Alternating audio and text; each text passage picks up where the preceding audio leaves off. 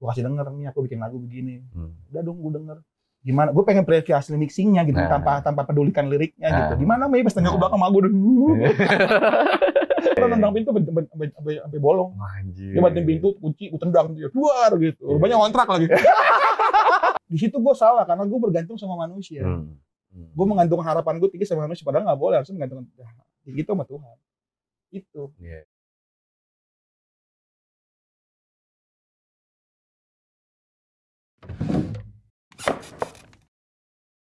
Oke, Cangkruk episode 8 Virgon Last Child. Waduh. Lama nanya ini nih kan dibales nih gue. menjebak. Tadi gue udah collab di kontennya Virgon, yang mau nonton langsung aja ke channelnya Virgon yang kembali produktif sekarang. Setelah uploadnya jarang-jarang ya. Pas pertama datang ke sini, kok lu jarang upload sih gitu doang. Virgon Last Child itu kan anak terakhir. Semua terbentuk karena anak terakhir semua ya di situ ya. Awalnya, kesininya mah enggak. Enggak. Cuman lu kan termasuk bagian anak terakhir kan. Iya. Hidup jadi anak terakhir tuh enak gak sih? Soalnya anak bontot tuh kan sering dimanja, sering dapat perhatian lebih dari kakak-kakaknya. Nggak ada tuntutan harus jadi contoh. Kalau orang tua iya, kalau ke kakak biasanya agak sedikit jealous ya, agak sedikit envy mereka tuh. Iya, karena perhatian banyak kan ke anak bontot kan. Berarti hidup lu masa kecil lu enak dong, Gon. Iya. Tapi ya kalau dibilang enak, lu lebih mudah dapet yang lu pengen dong. Enggak. Jadi gini loh, gue tuh ngerasa sampai detik ini intervensi ibu gue tuh kuat banget, nyokap gue tuh kuat banget karena gue mikir diri gue kan laki ya. Gue gak mau hidup gue terlalu banyak intervensi dari keluarga gitu, karena kan gue kan pemimpin, gue punya keluarga baru, udah nikah. Tapi sampai detik ini pun kadang-kadang masih suka ya gitu loh. Masih dianggap anak kecil. Pernah ada omongan soalnya, lu mau sampai kapan pun juga lu bayi, gue anggapnya gitu. Iya sih, itu bener sih. Iya dah, gue diem aja. Gak cuma anak bontot sih diperlakukan gitu, namanya orang tua udah pasti begitu. Ntar lu juga ke anak lu begitu juga. Iya. Cuman memang kalau ngomongin anak pertama, anak kedua, anak ketiga, itu suka dukanya beda-beda, ya kan? Dan lu kalau nggak salah broken home kan? Yep. Tumbuh di keluarga broken home tuh gimana sih, Gon? Maksudnya apa yang lu udah lalui, boleh di-share nggak sih? Bokap nyokap divorce tuh gue umur 11 bulan. Bayang nggak? Jadi gue bener-bener masih belum ngerti sama sekali. Belum ngerti sama sekali. Terus ketemu juga pas gue umur berapa, baru 5-4 tahun gitu, gue baru diketemuin. Terus gue seumur hidup ketemu bokap bisa dihitung jari. 5 atau 6 kali gitu. Oke. Jadi itu dia, makanya tadi gue ngobrol sama lo tentang masalah anak laki itu ya sama. Rasanya gitu. sama. Cuman ya gue yang ngerasa mungkin gue ngasih bentuk kasih sayang itu kayak karena gue nggak punya sosok bapak, gue nerapin ke anak gue tuh apa yang dikasih nyokap gue gitu. Jadi gue pendekatan ke anak gue tuh yang kayak keibuan. Ibu ke anak gitu ya. Virgon keibuan. Gue keibuan. Beneran, gue yang karena pandemi ini akhirnya gue bikin term sama istri gue.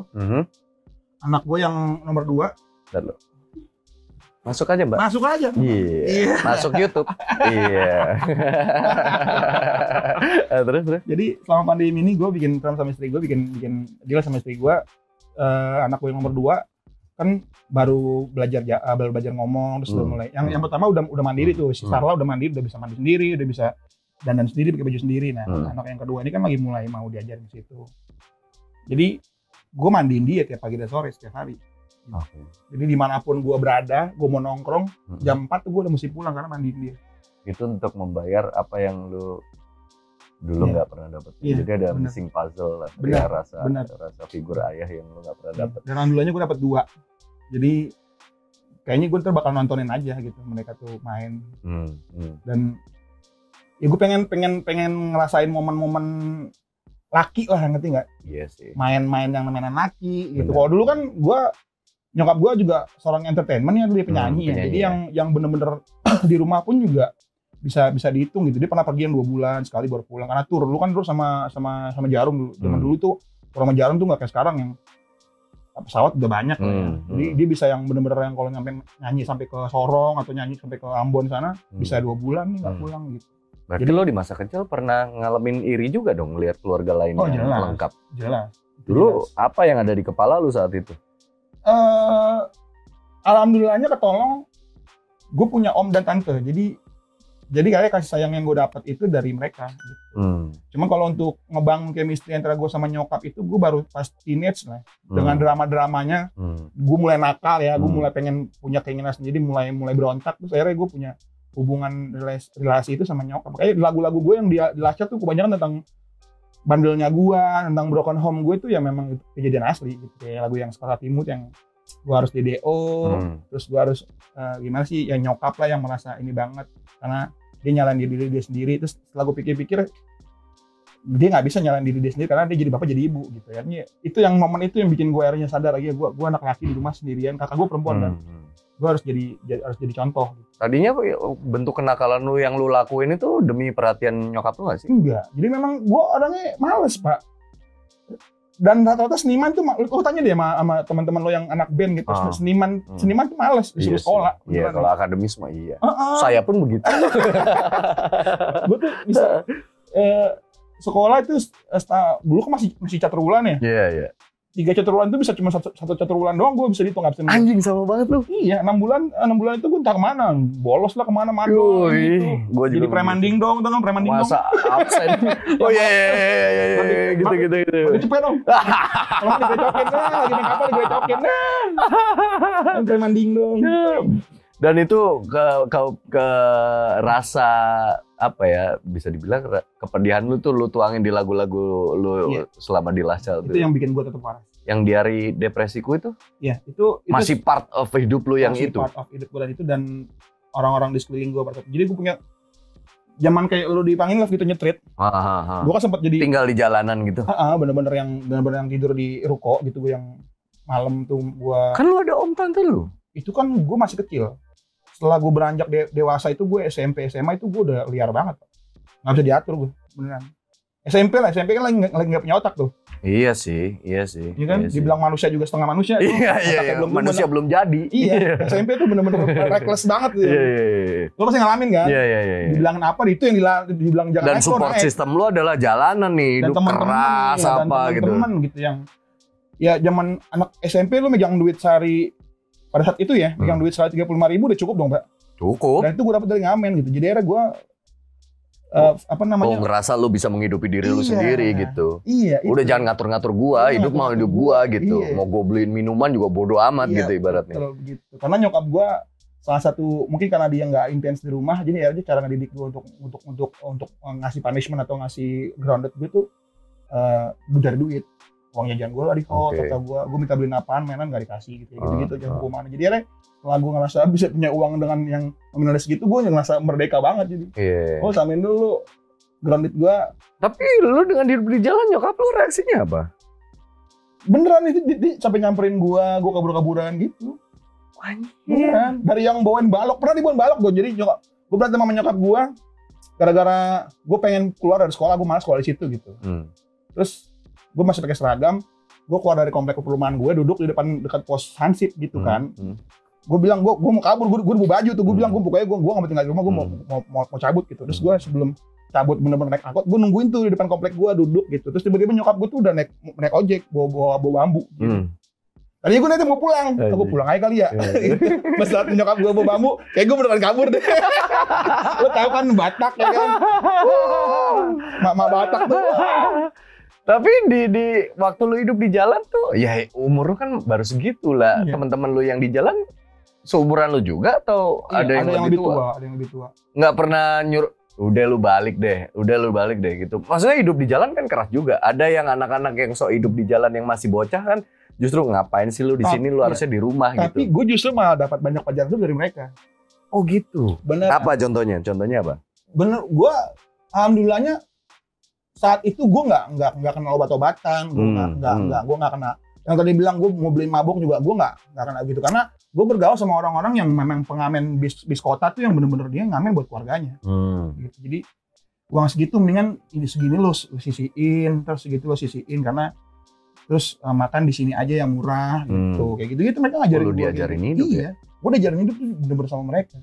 Anjir, makanya karena gini mungkin karena pengaruh kultur kali ya. Mungkin gue karena kenal banyak pengamen itu orang Batak, begitu gue bilang gue turunan Batak, jadi mereka kayak ngejagain adeknya. Oh, ngerasa satu rumpun nih, satu daerah gitu. Enak. Gue nggak bilang gitu, gue orang yang berada, tapi memang gue bandel. Tinggal di jalanan gitu. Jadi nggak ada ketakutan apa-apa gitu. Maksudnya anak seumur itu kan tinggal di jalan kan, anjing kalau ntar gue dipalak gimana ya. Dipalak mah sering. Gue ribut-ribut sampai sama pengamen lain di daerah Priuk aja pernah, gitar gue hancur, gue getok kepalanya pernah. Pernah keras Pak, kalau buat masalah hukum rimba kan Pak, siapa yang kuat yang bertahan kan. Maksudnya iya. Anjir. Wah, bayang sih jadi nyokap lu saat itu ya. Makanya. Iya. Makanya. Ntar kalau anak lu gitu lu gimana? Ya ampun. Gue begitu gue punya anak gue cium-cium kaki mak gue, mami ampun mami. Ayo mau apa nak? Kau rasakan kan sekarang. Gue baru umur segitu loh, baru 5 tahun gimana ntar udah pada beranjak remaja. Waduh, gue udah nggak bayang deh. Omongan orang tua paling sakti mandraguna adalah nanti kalau lu jadi orang tua lu ngerasain jadi gue gitu. Itu udah mulai kejadian. Mata gue berkaca-kaca. Ada nggak lagu yang lu buat khusus inspirasinya justru dari nyokap lu? Ada. Belum gue keluarin tapi ada. Duh, ada tapi belum keluar. Belum keluar. Sepanjang lu bikin lagu, iya. Itu gue keeping nanti. Dari kapan lu punya lagu itu?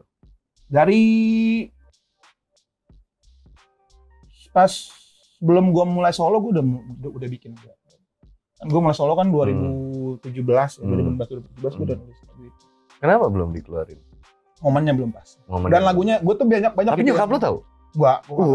Waktu pertama kali gue bikin lagu Sekuat Hatimu tentang gue putus sekolah dan tentang dia, itu kan Ricky kan karena kenyataan hidup yang aku jalani tak seindah saatku dengan kau bernyanyi, itu kan benar-benar karena dia memang penyanyi kan, gue bisa serial mungkin dan itu gue masih tinggal sama dia tuh, masih ngekos gue berdua sama dia di daerah Palmeri, ya bukan Palmeriam, Berlan sebelahnya. Ya daerah Kayu Manis itu. Gue bikin studio lah di situ kan. Terus nyokap gue pulang dari urusan dia bernyanyinya, gue kasih denger nih aku bikin lagu begini. Udah dong gue denger. Gimana? Gue pengen hasil mixingnya gitu, tanpa pedulikan liriknya gitu. Gimana Mei? Pas tanya ke belakang sama gue dulu. Gue jadi yang Iya sih. Jadi akhirnya gue yang gue momen maaf-maafan di situ lagu.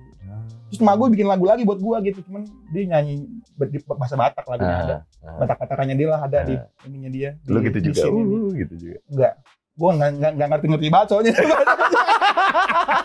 Gue tuh Batak luntur tau bilangnya. Enggak ngerti banget, apalagi dia bahasa Bataknya yang benar-benar bukan bahasa sehari-hari kan, bahasa sastra kan. Jadi gue bingung. Iya. Lu pertama kali tato pas hidup di jalan? Pas kuliah. Itu lu tuangin keresahan lu, kemarahan lu di tato atau memang tato karena pengen keren aja? Jadi biasanya orang tato itu kan pasti ada maknanya kan? Begitu selesai SMA kan gue sudah tidak dihandle sama nyokap gue lagi. Nyokap gue udah nyerah sama gue akhirnya. Kakak gue udah mulai settle tuh. Kerjaannya segala macem, ekonomi udah mulai settle. Gue tarik ke kakak gue, lu tinggal sama gue. Karena dia lebih berani. Biar kata perempuan kalau gue salah gue tabuk kan sama dia gitu kan. Gue kata kecil juga. Terus begitu gue masuk kuliah gue tanya, lu antara dua pilihan itu tuh gue mau dimasukin Akpol sama dia. Karena gue bandel banget kali ya. Gue udah ada duit segini. Dia nyiapin kalau nggak salah tuh hampir 300 juta apa gue buat dana gue masuk Akpol buat pendaftaran ini segala macem. Buat biaya hidup gue mungkin nanti dia selama. Terus udah gue mikir tuh di situ tuh 2 hari gue bengong mikirin gimana caranya. Gue kan nggak mau jadi polisi Pak. Gue bukan mendiskreditkan sebuah instansi tapi bukan ini aja masalah minat dan cita-cita. Iya, gue pengen jadi musisi gitu. Gue belajar ngeband dari kecil, masa gue gede jadi polisi? Kan gitu loh. Iya kan? Iya. Akhirnya gimana caranya ya supaya prahara ini berlalu tanpa gue harus ngorbanin perasaan mereka gitu. Akhirnya begitu gue main ke tempatnya yang sekarang dulu drummer gue si Ceper, dia lagi bikin tato tuh. Kamu bisa nato Per? Bikin dulu belakang gue gitu. Oh belakang dulu? Belakang. Gambarnya apa? Nama gue. Oh nama lo. Udah terus gue pulang aja gitu kan ke rumah, gue buka baju. Langsung diem semua. Gak bisa jadi polisi dong. Oh jadi itu. Ya, awalnya alasannya untuk menghindar disuruh jadi polisi. Alasannya itu. Terus yang kedua kenapa yang ada gue sampai full ini, pada saat gue masuk kuliah kan gue banyak referensi bermusik tuh, dan gue benar-benar udah fix gue mau jadi musisi, gue mau jadi seorang entertainment gitu. Semua orang yang gue idolain itu adalah orang-orang bertato pada saat itu. Siapa yang lu idolain? Kayak Blink, Van Glory, band-band popang lah. Iya. Band-band tahun itu kan walaupun mereka nggak main musiknya metal-metal banget pasti pada bertato dong. Kayak gitu. Jadi akhirnya gue ya udahlah, gue mengikuti orang yang jadi inspirasi gue. Bener gitu. Sih. Dulu aja gue ngefans sama Incubus, pengen punya tato di sini. Untung gak jadi. Jadi nggak dari sekian banyak tato. Bersih gue. Temen gue tatoan semua, gue udah mulai dikomporin, Pak Dika, dikit nih di sini bagus nih. Susah loh mempertahankannya. Duit udah ada, karir udah oke, mau ngapain lagi? Achievement udah semua. Untung gue menemukan Cristiano Ronaldo, bro. Benar. Untung bro, gue ngefansnya bukan sama Messi, gue Cristiano Ronaldo gue. Lu berarti tato nggak ada yang meaningful banget buat lu? Ada, kalau meaningful mah banyak ya. Tato punya meaningful sendiri. Gitu. Apa yang paling dalam artinya tato di badan lu? Apa ya? Gue bikin gambar sapi sih di sini. Apa artinya? Gue tuh waktu itu kayak nyari filosofi tentang sebelum ini ya, maksudnya gue lagi nyari belajar tentang pagan gitu-gitu kan, belajar tentang kultur kuno gitu. Kenapa dulu sapi itu sampai disembah segitunya, apalagi kayak orang Hindu ya, orang Hindu kan juga ya, suci gitu, kan. Namanya memang hampir semua dari badan dia itu berguna. Lu coba ngomongin apa sapi yang berguna. Betul. Apa coba yang nggak berguna dari sapi apa? Iya. Semuanya berguna kan. Dimakan sampai jeroan aja. Iya, sampai tanduknya bisa jadi apaan gitu loh. Matanya jadi apa, giginya jadi apa kayak gitu. Jadi gue filosofinya adalah lo nggak perlu jadi orang yang pinter loh untuk jadi orang yang berguna. Anak lu? Anak gua nggak. Belum, nggak ada gua. Belum. Karena begitu gua punya anak gua udah ikrar nggak mau. Udah ini yang di badan gua. Ini aja pertanggungjawaban gua nanti ke depan saat mereka ntar teenage pusing gua kan. Anak lu udah mulai gitu. Kok papa badannya ada gambarnya? Enggak. Nggak tahu deh yang cowok, yang kalau cewek sih nggak. Belum aneh. Nggak tahu coret-coret kan, aduh. Kalau udah mulai kan tuh coret-coret tangannya. Dedi ngomong apa lu? Lu ngomong apa lu? Tapi ngomong-ngomong ya, tadi kalau lu dari hidup di jalan, terus masa teenage lu juga pedih lah ibaratnya gitu, lu rebel apa segala macem, itu yang melahirkan karya-karya besar di Lascel kan. Karena lu mengalami banyak keresahan-keresahan di hidup lu. Nah sekarang lu udah di posisi settle, di posisi nyaman. Buat seniman tuh kan nggak boleh nyaman bro. Lebih susah nggak cari inspirasi? Enggak sih, gue punya orang-orang yang gue cintain justru malah lebih laku sekarang karya-karya gue. Gitu ya? Iya sih, Surat Cinta Untuk Starla sih gila sih itu Pak, sampai jadi film sih. Soalnya kadang kan gini, bagi sebagian seniman, nggak usah seniman deh, atlet aja kadang gitu loh bro. Iya. Mayweather tuh abis sebelum dia berantem lagi di atas ring, dia pasti tinggal di tempat kumuh gitu, di slum area gitu. Iya, untuk biar dia tuh kayak punya semangat lagi untuk punya rasa lapar lah ibaratnya gitu. Biasanya seniman kan gitu kan, dia nggak boleh ada di comfort zone gitu. Karena inspirasinya takutnya terkikis. Stand up komedi aja gitu, kalau hidupnya udah mulai nggak punya keresahan ya. Jadi nggak punya keresahan. Atau keresahannya kadang nggak relate sama banyak orang gitu. Alhamdulillah sih rezeki gue, apa yang gue alamin tuh relate ya. Jadi ketika gue udah mulai berkeluarga, udah mulai nemu bahagia gitu ya. Gue kan udah ninggalin, lupa tuh sama yang gue udah nutup lah masa lalu gue yang begitu gitu. Maksudnya gue sekarang udah punya visi, gue hidup sekarang untuk keluarga gue, keluarga kecil gue, untuk nyokap gue juga, untuk keluarga gue besar, kakak gue di sana, terus terutama untuk 4 orang ini ya, anak gue 3, istri gue. Dan ternyata nulis lagu cinta itu lebih nilai marketingnya lebih bagus. Lo dengerin lagu sedih, pasti pas lagi sendiri kan. Iya. Galau, putus hati, masuk kamar, mati lampu, lo pasti ngasih denger lagu sedih, patah hati. Ketika lo denger lagu bahagia, pasti kondisi lo lagi seneng. Lo bakal berbagi sama orang gitu, kayak event wedding, event ulang tahun. Dan ternyata memang rumus lagu cinta itu yang memang lebih ngejual. Karena bisa dipersembahkan untuk dari orang lain ke satu orang lain. Jadi dalam berkarya lu mikirin dagangannya juga dong? Sekarang iya. Dulu mah enggak. Makin kesini sekarang kan, lebih gitu. Butuh duit. Lu mau idealis mulu makan apa? Iya benar juga. Soalnya kan banyak teman-teman di luar sana yang menganggap ya karya itu harus tulus mungkin. Gua tulus. Karena kan apa yang gue rasain sekarang, gue udah bahagia. Terus kalau sekarang, justru malah gue gitu ngomong ke produser gue, bikin lagu yang coba dong buat Lascel bikinnya yang temanya sedih-sedih dulu. Dia sendiri udah sadar juga, kayaknya lu gak bisa deh, lu udah terlanjur bahagia sekarang. Iya sih. Karena dia juga percaya gitu, lagu yang ditulis bener-bener dengan kisah nyata, dinyanyiin sama orang yang ngalamin tuh beda. Iya sih. Gitu. Jadi ya udah akhirnya seiring berjalan aja. Kalau ada lagu last shot mungkin nanti yang lagunya Patah Hati tuh pasti stok lama. Iya. Lagu tabungan gua gitu. Iya. Lo tadi bilang banyak terinspirasi atau terinfluence dari Blink. Ya. Blink 182. Siapa sosok yang Tom. Terus dengan lu memilih untuk solo, lu ngelihat dia juga? Enggak juga sih. Kan Tom kan cabut dari Blink kan? Tapi bikin apa? Iya. Sama ngurusin UFO-UFOan kalian. Jelas tuh. Tapi kan ada pengakuan dari si Travis kan dia nggak suka-suka banget musik punk. Iya. Apa lu gitu juga? Iya. Atau lu mau menanggalkan kesedihan-kesedihan lu di Last Child dan lu keluar dengan personal branding yang baru, Virgon yang baru? Justru malah Virgon yang sekarang ini aslinya gua. Gua tuh dibesarkan dengan musik-musik. Berarti sama dong kayak Tom. Iya dong. Dia kan new wave ya. Iya. Gitu-gitu apa. Justru malah dulu awalnya yang ngajakin gue bikin band popang tuh Dimas. Oh. Dimas ya gitu. Kayak bikin band yuk. Pas saat itu kan lagi pada naik tuh. Iya. Yang angkatan gue kan ada Piu Gaskin, ada ya senior gue Rocket Rockers, gitu kan. Terus apa lagi ya dulu banyak lah band-band popang yang angkatan gue tuh gitu. masuk TV kan. Kita kan ngalamin 2 kali tuh era Popang Jaya, eranya Saidi sama Endang Sukanti, eranya Piu Gaskin sama eranya gua gitu kan, sama Klingin Sat juga gitu, band-band indie masuk ke TV. Oh ini realnya Virgon tuh ini? Iya, gua tuh digedein sama nyokap gua tuh dengerin lagunya si Billy Ray Cyrus, Christina Shania Twain, Dolly Parton, lah beneran. Pantesan lu keibuan. Anjing. Aslinya begitu.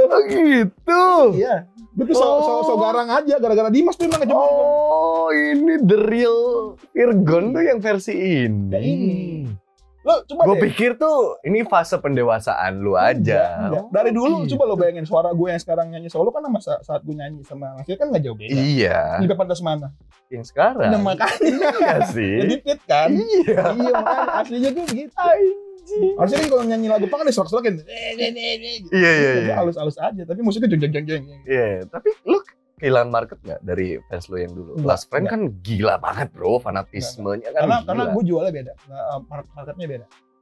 Ketika gue solo, gue positioning gue sebagai artis tuh memang penempatan tuh nggak di situ. Last Child mungkin pasarnya anak kuliah, gue main di acara kampus, main di acara pensi. Ketika gue bersolo Ria, gue main di acara gathering bank, gue main di acara perpisahannya, misalnya bekas Wakapolsek mana atau dan di mana gitu sih acara-acara pemerintahan rata-rata. Ada nggak yang Virgon pengkhianat? Enggak sih.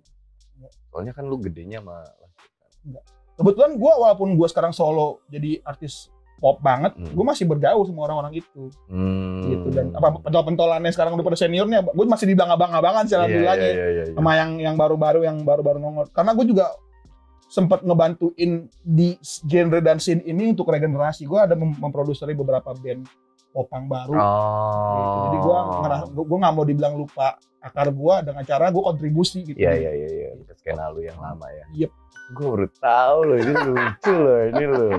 Kan obrolan gini kita nggak bisa obrolan di panggung TV bro, nggak bisa bro. Sekarang acara musik aja bisa dibilang nggak ada.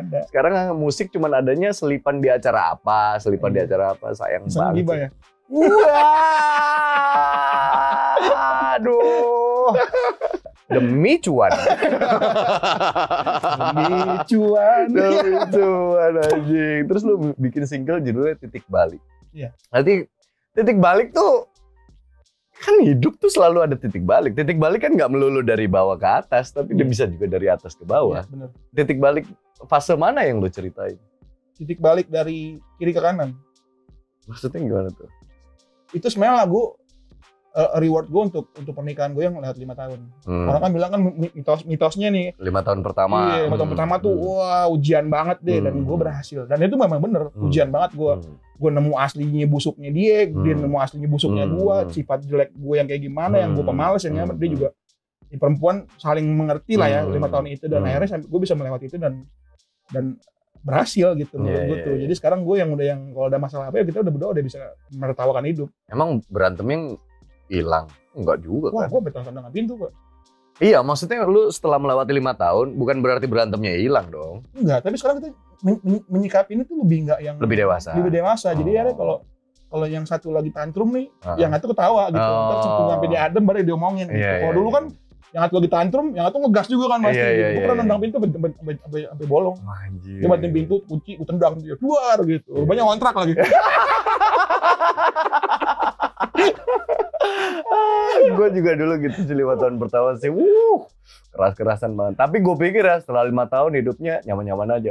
Berantem juga. Iya. Tapi memang hal yang diberantemin emang udah lebih gede lah. Kalau dulu tuh masalah kecil kayak rusing banget di rumah gitu. Iya.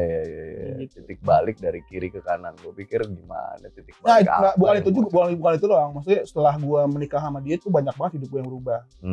Gue dari yang orangnya cuek karena ya faktor keluarga gue. Terus orang yang rebel, jadi ada gue lebih ego gue tuh lebih calm lah sekarang. Gue lagi nggak mentingin ego gue sendiri, gue lebih mentingin anak-anak gue, lebih mentingin dia. Jadi untuk keperluan orang banyak gue bisa ngalah gitu sih. Jadi, tapi lu menyesali lu nggak punya hidup kayak gitu dulu?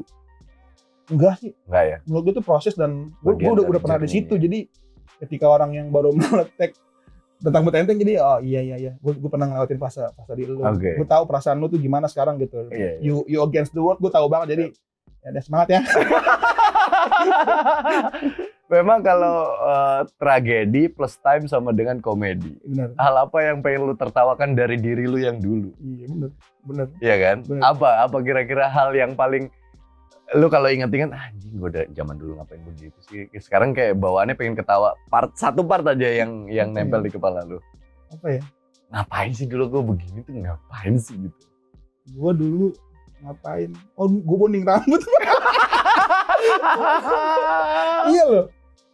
Itu satu hal yang gue sesalin lah sampai sekarang. Gue mau bonding rambut. Padahal pada saat itu anak-anak band yang rambutnya curly banget terus digondrongin tuh keren loh, kayak Slash kan. Iya. Gitu. Terus pada saat gue kalau ngeliat foto-foto gue yang sekarang tuh, gue kenapa nggak biarnya gue keritingin panjang sih dulu ya. Jadi kan agak kan rock and roll gitu. Di eranya keriting papan dan rebonding. Iya, gue di bonding gitu. Jadi iya imo tapi gue menertawakan itu sih. Jadi sebelum manggung nyatok dulu. Asli. Kata sih. Mungkin Charlie ST12 kalau gue tanyain, mungkin jawabannya sama. Tapi dia masih ya. Iya. Gue kadang pengen nyenggol. Udah deh. Tapi dia udah dikuncir sekarang nih. Iya. Dikuncir. Oke. Sama satu lagi. Gue ingat ada satu malam kita ngobrol di belakang panggung. Yang mana yang mau Uus? Lupa gue ya. Gue lupa ada Uus apa enggak. Yang jelas itu di panggungnya Entek. Di belakang panggungnya Entek. Waktu gue nanya keseriusan lu sama kisah hidup lu yang akhirnya menemukan Tuhan. Itu cara lu bisa menemukan Tuhan tuh gimana saat itu? Gue tuh orangnya kalau dibilang agamanis tuh gue nggak setuju. Gue orangnya spiritualis. Spiritual itu memang beda. Religius sama spiritualis itu beda. Iya, gue tuh lebih mencari arti hidup gitu. Terus sekarang gue mencari arti hidup, kebetulan lagi seneng ngulik, namanya anak band kan seneng ngulik. Gue lagi ngulik dari sisi Islam. Sampai akhirnya gue bersyadat gitu kan.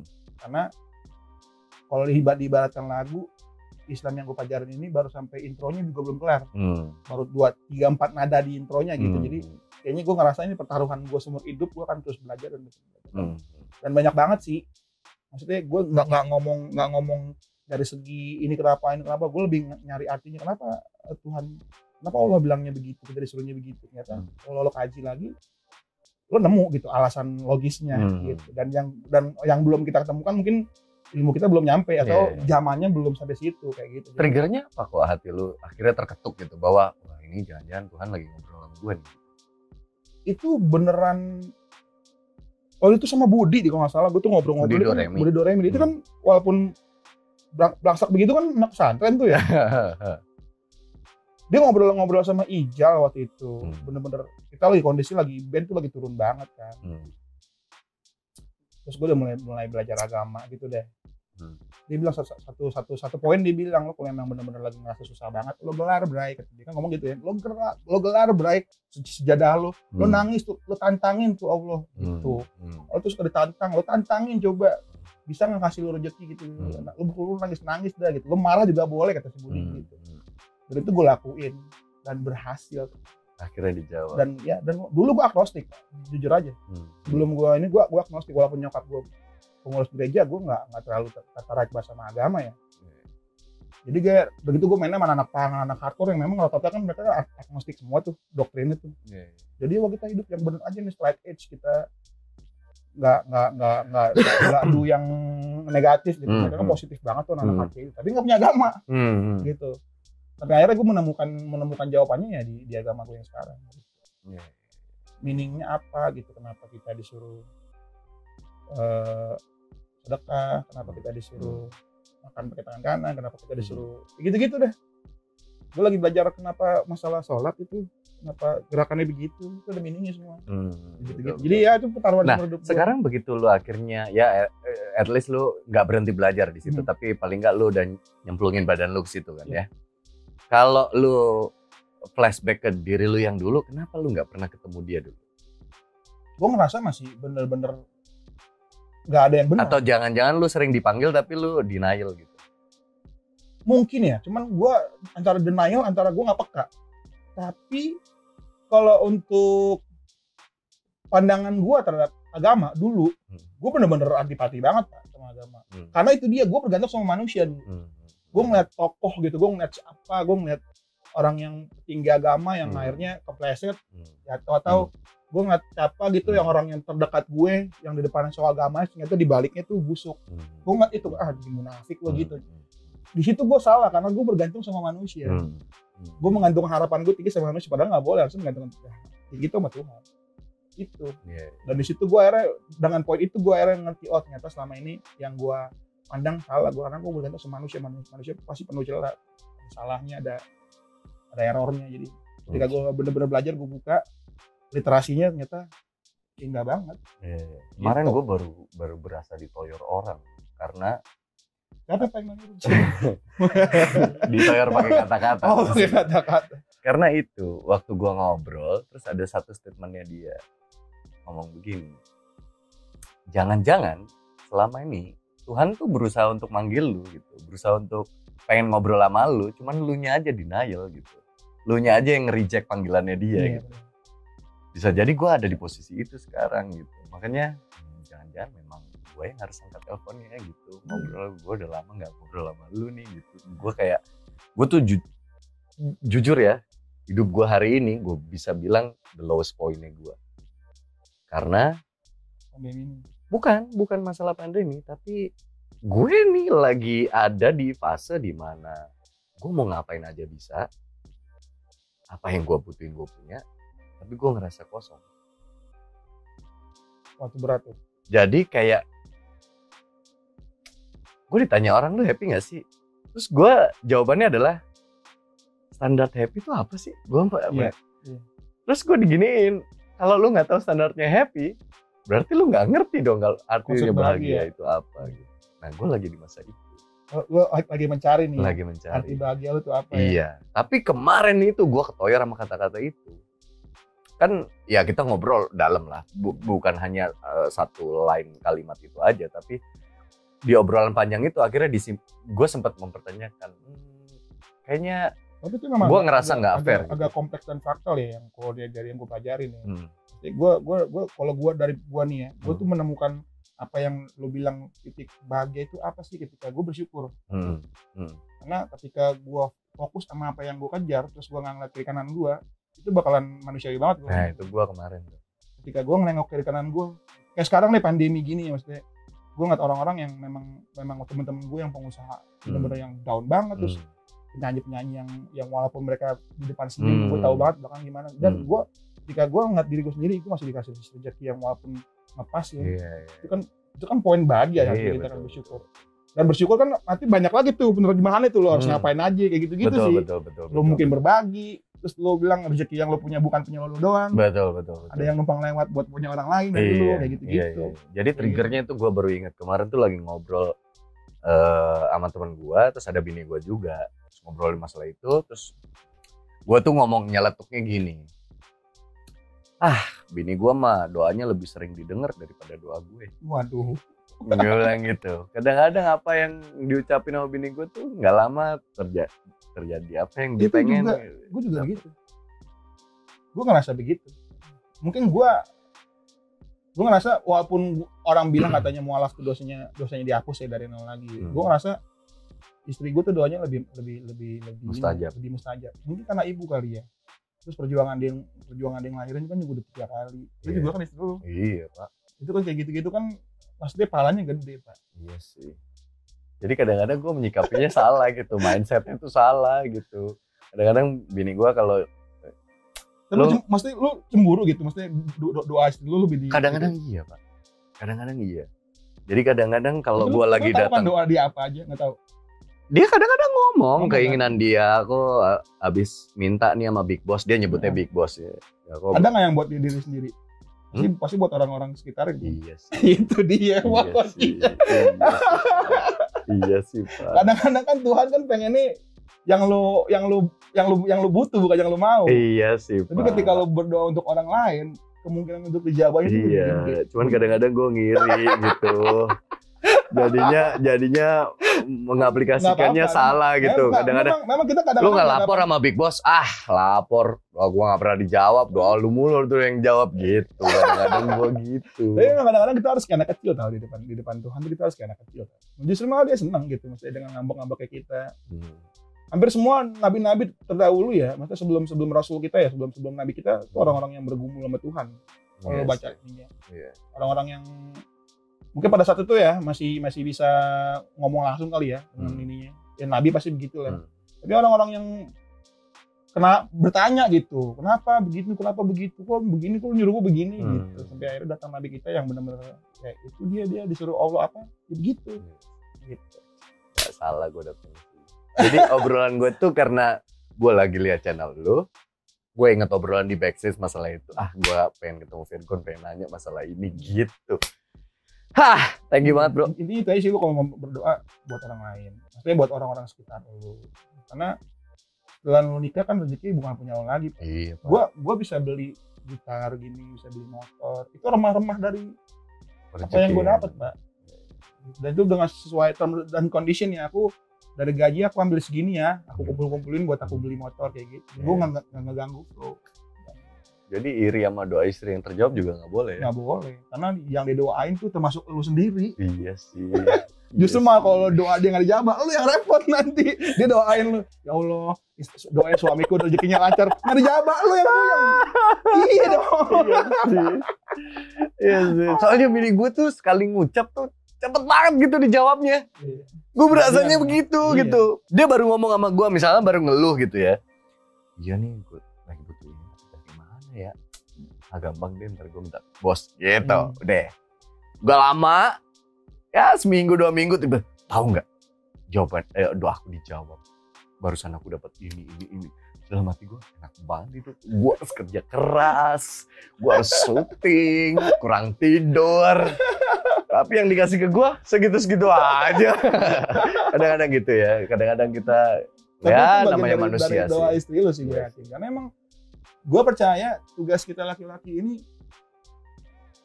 ikhtiarnya Pak. Kalau doa itu kan mungkin doanya orang tua kita ya. Kita sukses nih kayak sekarang. Lu di poin ini, gue di poin ini. Gue percaya ini adalah doa orang tua gue, doa istri gue. Sedangkan pekerjaan yang paling berat buat gue di luar sana bukan pekerjaan utamanya. Justru malah ngejaga diri gue. Ngerti nggak? Dalam artian di luar kan banyak godaan. Ketika lo dikasih uang banyak, dikasih posisi, dikasih apa ya namanya? Privilege lah. Lo sebagai orang yang dikenal atau public figure segala macam, pasti godaannya banyak. Itu dia permasalahan. Lo bisa nggak ngejaga hati dan diri lo di luar sana untuk ngimbangin apa yang dilakukan istri lo di rumah. Wah, ketoyor 2 kali nih. Ketoyor 2 kali. Iya, apalagi bapak buat kinclong banget ini. Aduh. Siapa yang nggak mau ya kan? Bener juga ya, mungkin kalau aku dikasih. Mbak gua aja deg-degan ketemu lu. Bengong gitu tadi buka pintu. Iya sih. Ya udahlah, kawan-kawan kita motoran bareng ya? Boleh dong. Thank you lo udah main di Cangkrut. Ditungguin. Virgon episode 8. Thank you yang udah nonton, sampai ketemu di konten berikutnya. Assalamualaikum warahmatullahi wabarakatuh.